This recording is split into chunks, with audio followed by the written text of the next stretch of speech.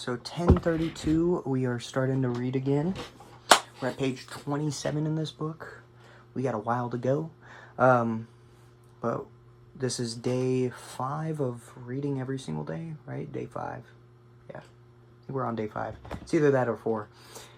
Reading every single day to improve my speech and learning different words, etc., etc. So, let's get right to it. A commodity, as I define it, is a product available from many places. For that reason, it's prone to purchase based on price instead of value. If all products are equal, then the cheapest one is the most valuable by default. In other words, if a prospect compares your product to another and thinks, these are pretty much the same, I'll buy the cheapest one, they commoditized you. How embarrassing. But really, it's one of the worst experiences a value-driven entrepreneur can have. This is a massive problem for entrepreneurs because the commodities are valued at the point of market efficiency. This means that the marketplace drives the price down through competition until the margins are just enough to keep the lights on. Just enough to become a slave to their business. The business makes just enough to justify the owner waiting anxiously for things to turn around. And by the time that lie is realized, they are in too deep to pivot, at least until now. Jeez. A Grand Slam offer solves this problem. But what does a Grand Slam offer do? Alright, let's start by defining a Grand Slam offer.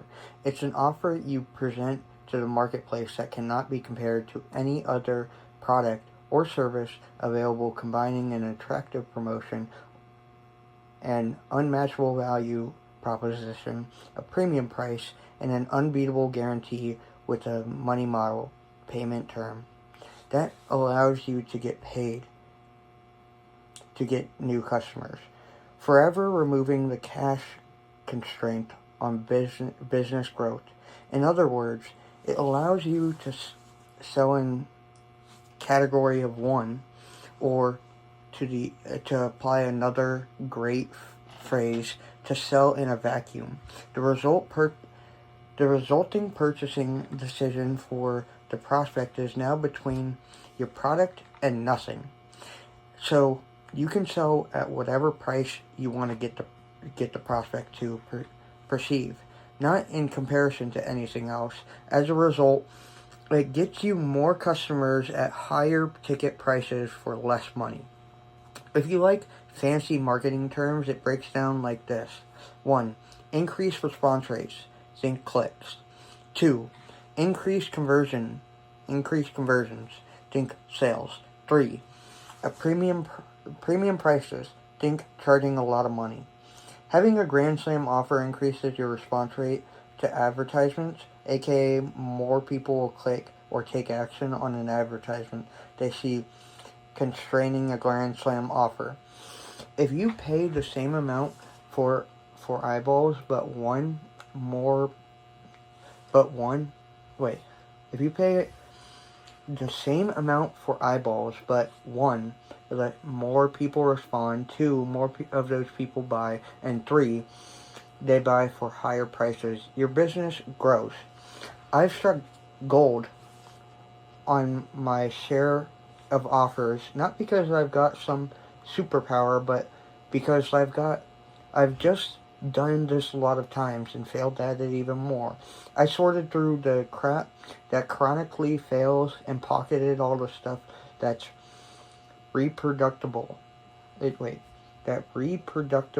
succeeds, and put it in this book. Here's the key takeaway from all this. A business does the same work in both cases, with a commoditized or a Grand Slam both cases, which a commoditized or a Grand Slam offer, the fulfillment is the same. But if one business uses a Grand Slam offer and another one uses a commodity offer, the Grand Slam offer makes the business appear as if it has a totally different product, and that means a value-driven versus price-driven purchase. If you have a commodity offer, you will compete on price. Having a price-driven purchase versus a value-driven purchase, your Grand Slam offer, however, forces a prospect to stop thinking differently and asses differently to asses the value of your differentiated product. Man, doing this establishes you as your own category, which means it's too difficult to compare prices, which means you're recalibrating the prospect's value meter. Real life Grand Slam offer money math before and after. Quick backstory. One of our companies is a software that advertises agencies using to work leads from their customers. Using this software, agencies transform their offer from a commoditized offer of lead generation services to a Grand Slam offer, pays for performance. Let me show you the multiplicative effect it has on the revenue of the business. While rounded for illustration's sake, these values are based on real numbers a lead generation agency services to brick and mortar businesses experience. So there's a picture here. Old commoditized way, price-driven, race to the bottom. Commoditized offer, $1,000 down, then $1,000 monthly retainer for service agencies.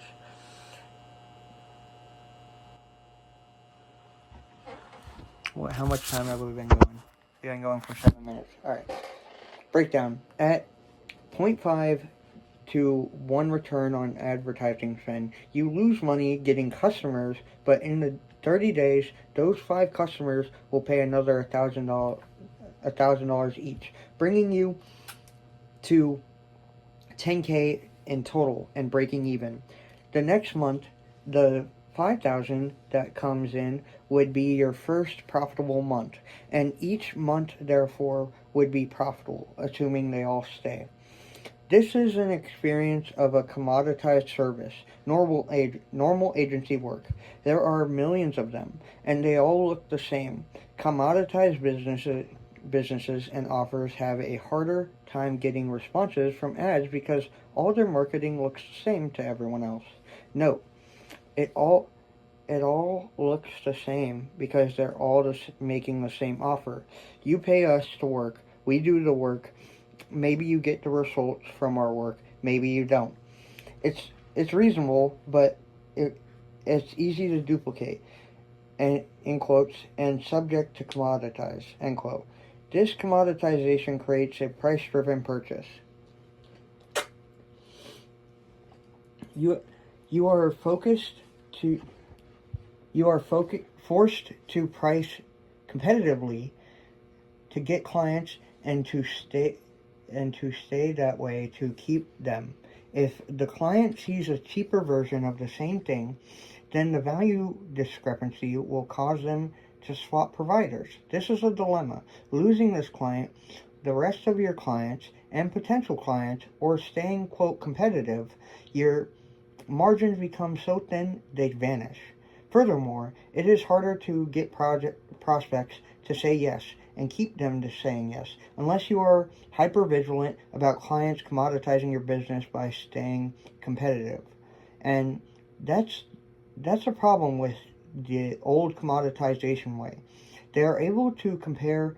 Unless you switch to a Grand Slam offer, your prices will keep getting beaten down. The business will eventually dies, or the entrepreneur throws in the towel. No bueno. We want to make an offer that's so different that you can skip the awkward explanation of why your product is different from everyone else, which, if they have to ask, then they are probably too ignorant to understand the explanation. And instead of just having this offer do that for you, do that work for you, the Grand Slam offer, or that's the Grand Slam offer way. Let's dive into see the constraints and sales numbers. New Grand Slam offer way. Differentiated, in quotes, differentiated, incomparable, end quote, another quote, valuable or value driven, end quote.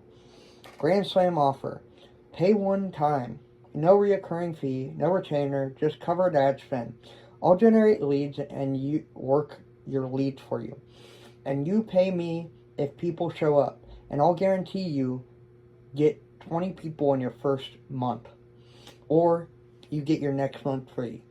I'll also provide all the best practices from the other business like yours, daily sales coaching for your staff, tested scripts, tested price points and offers to swipe and deploy, and sales recordings. Oh man. And everything else you need to sell and fulfill your customers. I'll give you the entire playbook, insert industry, absolutely free for becoming a client. In a nutshell, I'm feeding people in your business, showing you exactly how to sell them so that you can get the highest price, or you can get the highest prices, which means that you make the most money possible. Sound fair enough? That's a good offer. How far are we into this? We're at 12 minutes. Page 30. It's clear that... Dang, I heard a sound. It's clear these are drastically different offers, but so what? Where's the money? Let's compare both in these charts below. There's a picture of a chart. I'm not going to explain it. The breakdown. You can spend the same amount of money for the same eyeballs, then you get 2.5x more people to respond to your advertisement because it's more compelling. Because it's a more compelling offer. From there, you close 2.5x as much people because the offer is so much more compelling from there. You are able to charge 4x higher prices up front at the end, resulting in 2.5 times 2.5 times 4 equaling 22.4x more cash collected up front. Yes, you spend 10K to make 112K. You made money getting new customers. Comparison. Remember the old way? The way you lost half the ad spend up front? With the new way, you are making more money and getting more customers. This means that your cost to acquire customers is so cheap relative to how much you make. That's your limiting factor. Becomes your ability to do the work you already love doing. Cash flow and acquiring customers is no longer your bottleneck because it's 22.4x more profitable than the old model. Yep, you read that right. This is the part in the action movie where you walk away from an explosion in slow motion. This is the exact Grand Slam offer we use to win our software business that serves agencies. The number can become wild fast. I know. 22.4x better sounds unreasonable, but that's the point. If you play the same game everyone else does, you'll get the same results everyone else does. Mediocre. You hit singles and doubles, keeps the lights on, but never get ahead. But remember the opening passage of this book, that when you align all the prices, you get knocked out of the park. So, well, you knocked out of the park so well that you win for good. In my first 18 months in business, we went from $500K per year to $28 million a year off less than $1 million in ad spend. So when I say 20 to 1, 50 to 1, 100 to 1 returns, I mean it. When you get this right, the results are unbelievable. Summary points. This chapter illustrated the basic problems with commoditization and how Grand Slam offers solve that. This gets you out of the price war and into a category of one.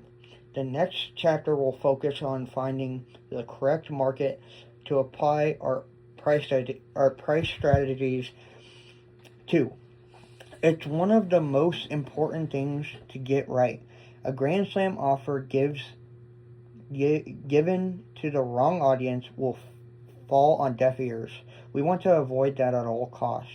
We must detour from pricing for a moment to learn what to look for in a market. It's an essential box to check before continuing our journey.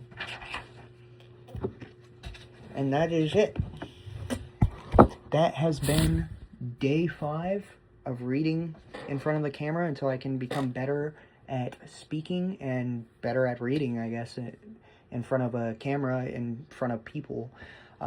What have I learned so far? Well, I learned that this trick really works. I've learned that going back through the videos is something that I need to do. So every day I'm going to re-watch every single video before I record the next one. And let me know what you guys have learned in the comments, not just the value out of the book. Let me see how you think I've progressed.